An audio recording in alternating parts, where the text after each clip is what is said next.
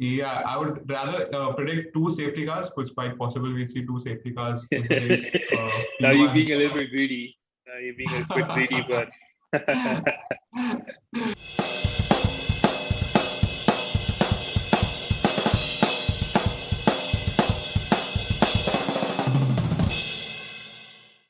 Hello everyone. After after a long summer break, the Formula One team at Ballazo is back for the second half of the season with the preview of round 12 of the 2021 season at Spa-Francorchamps.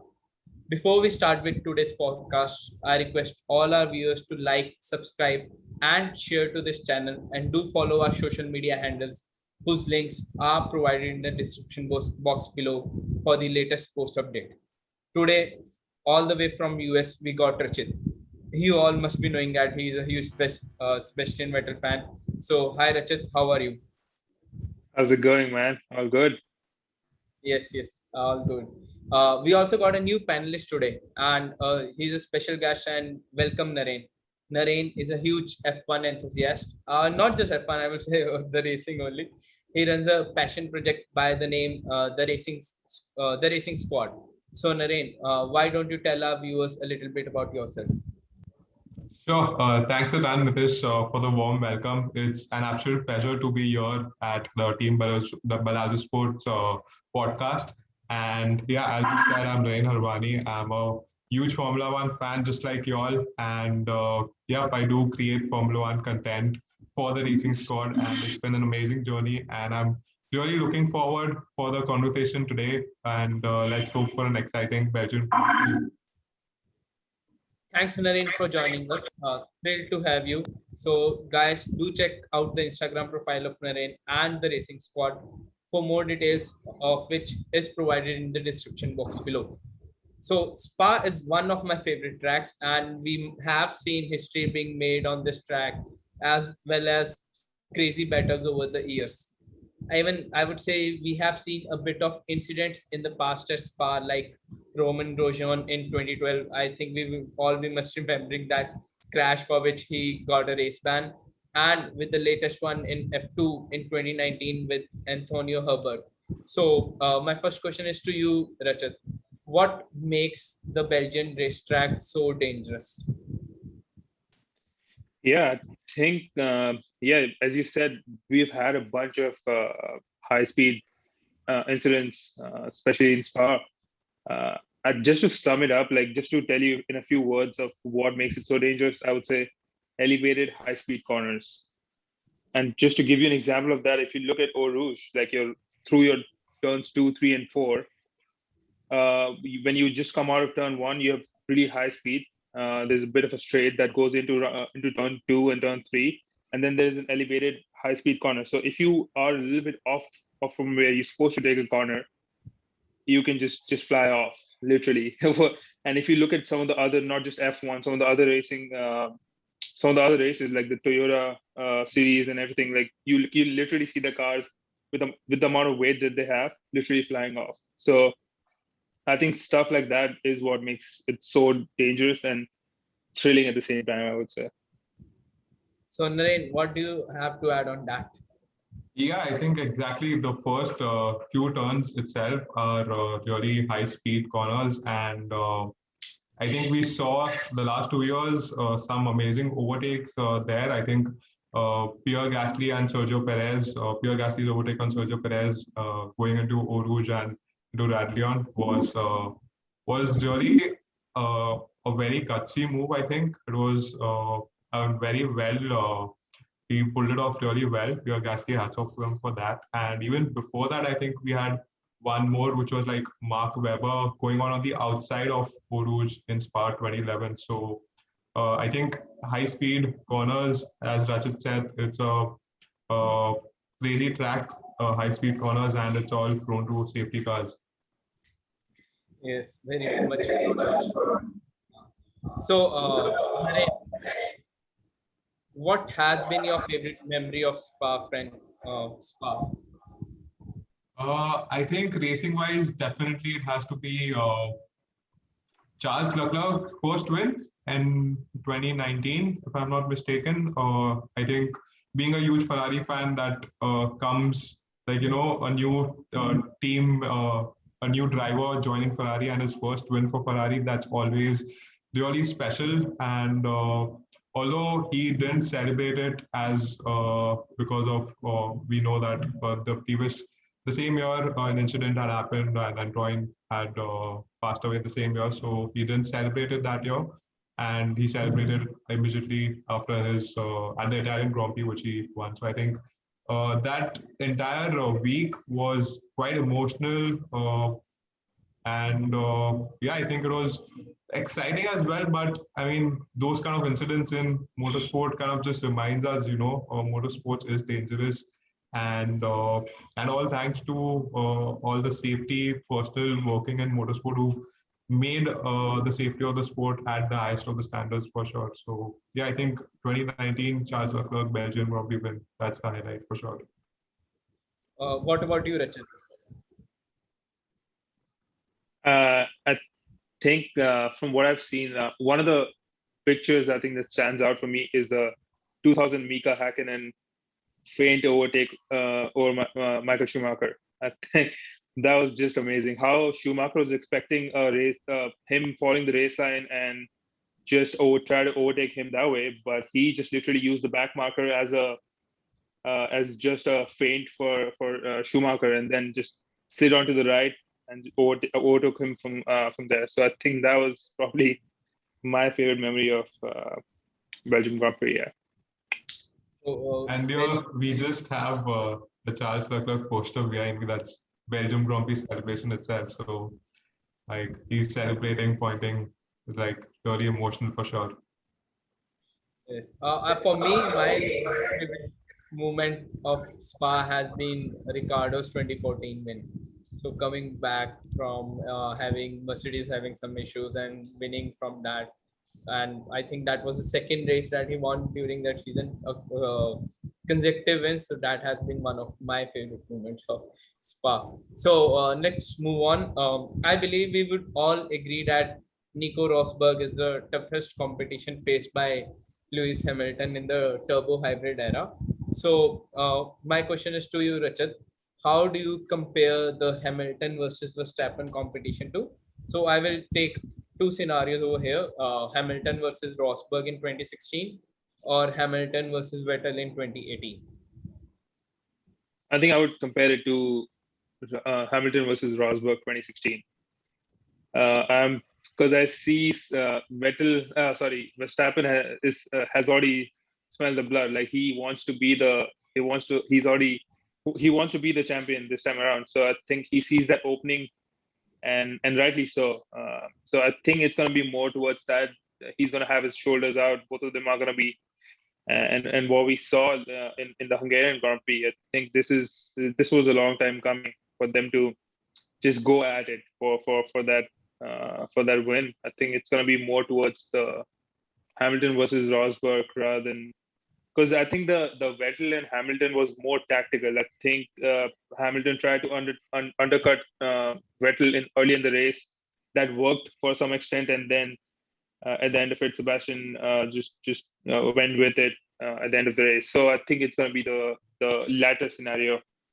The first scenario which you spoke about. What about you, Naren? What do you have to say about? I would say both the battles. Let's talk about both the battles. I think definitely, like it's all has a different story to it for sure. Like Vettel was till Germany, he was in the lead and he had the championship in his hand, but then things started going backwards for him. And whereas Nico Rosberg and Hamilton they're in the same car. They fought for like nearly 3 years. They were like having really close battles, and back in 2016, finally Nico Rosberg had the final Grand Prix.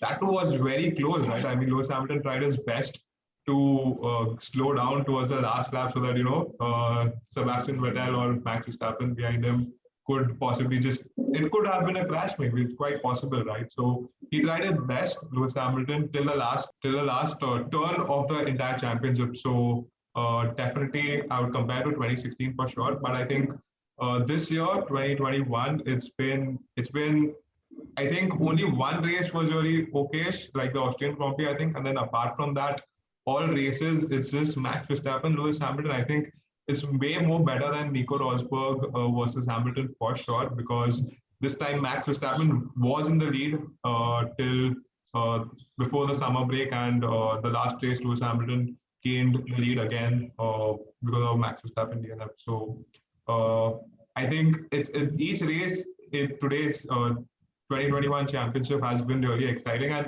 it just keeps getting better. Like, the last race, literally, it was a lot of drama. I think just at the race restart, I literally took like 2 minutes just to understand where is everyone. And then later I realized that's a perfect time to just go for the pits, and Lewis Hamilton was alone restarting the race. I mean, I don't think so that's ever happened. Like, I think 26 Indianapolis, I think we had 6 cars starting a race, which was quite bizarre as well because of tire reasons. But yeah, I think this year it's just getting. I mean, who would have thought that Esteban Ocon would win a race? Sebastian Vettel would get on the podium with an Aston Martin car, showing with his performance that we've seen this year. He's not had the best of luck, and his performance has been like, he's been in P10 or P12 in those positions, and he on the podium, finishing on the podium, was really exceptional. I think he gave a very tough fight to Ocon. Then even Carlos Sainz, for that matter, like, he celebrated half of his podiums by not being on the podium, right? So that's also like a bizarre experience, right? I mean, you've won the race and you're just not on the podium. That's like a very different experience for me, for sure. Yes, definitely. I would say that. But yes, so I would say we are again in the same situation as in the past few years, with a close competition till the mid-season, the summer break. But Mercedes just blowing up the competition after the summer break. So, Rachit, how do you believe that season will turn out to be, and your predictions for the race? I think talking about the first question you had, how it's going to turn out, I don't think it's going to be that easy for how it's been for Mercedes in the previous years. Red Bull is knocking right at their doors. So it is going to be a tough competition. And I'm assuming Verstappen to just be on song for the rest of the season, but also expecting Checo to bounce back.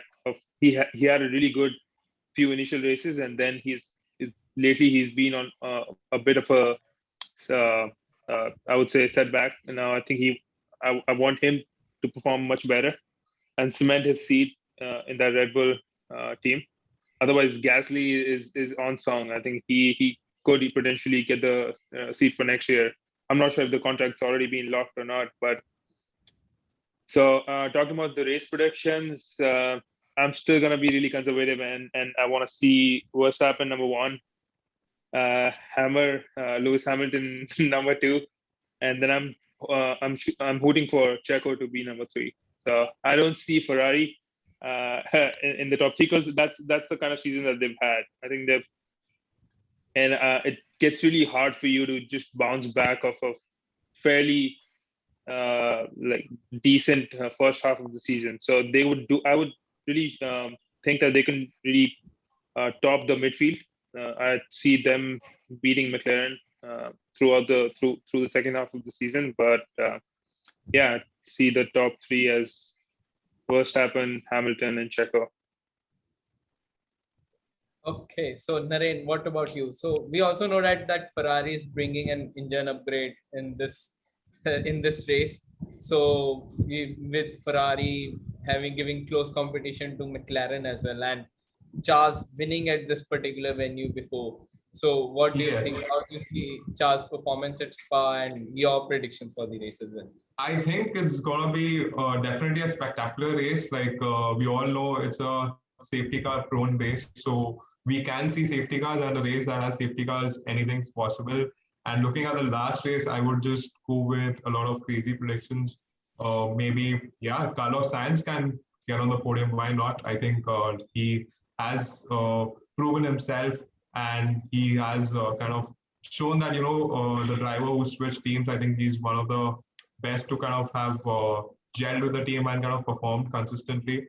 So I think Carlos Sainz can possibly finish on the podium, maybe a P3 for sure. And I think P1, P2, definitely it's going to be Max Verstappen P1 and Lewis Hamilton P2. I would select that as well. And I would definitely want to see Max Verstappen and Red Bull fight back. They're back in the championship, the P2. So in both the constructors and drivers, so I definitely want to see them giving a tough fight to Mercedes, which I'm pretty sure they will, and they've shown consistently that they're right at the back of Mercedes. And although Mercedes has the momentum because of the last two races, but anything's possible. I think this is Formula One, and it's a Spa Grand Prix, right? So safety cars, you never know what's going to happen. Like I would go with it's bound to happen. I'm telling you, safety car in a Belgian Grand Prix is you don't see it not coming out rarely. I think I would say that. So, yes, I think it's set up to be a thriller, I feel.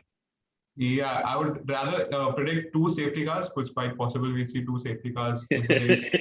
Now you're being a little bit greedy. You're being a bit greedy, but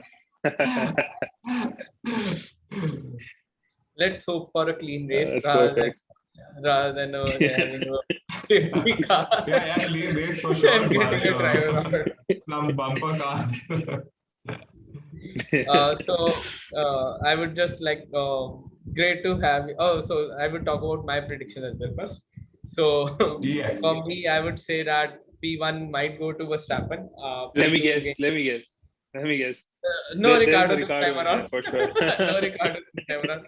For P3, I believe Bottas might give a tough competition. For P3, I will keep P2 and P3 might go to Mercedes, and I would also love to see Red Bull giving a tough fight to Mercedes and the championship, both driver and constructor, going till the end. And I believe Checo has been doing a good job in the Red Bull so far as compared to two previous candidates that they had. So great to have you guys on the show.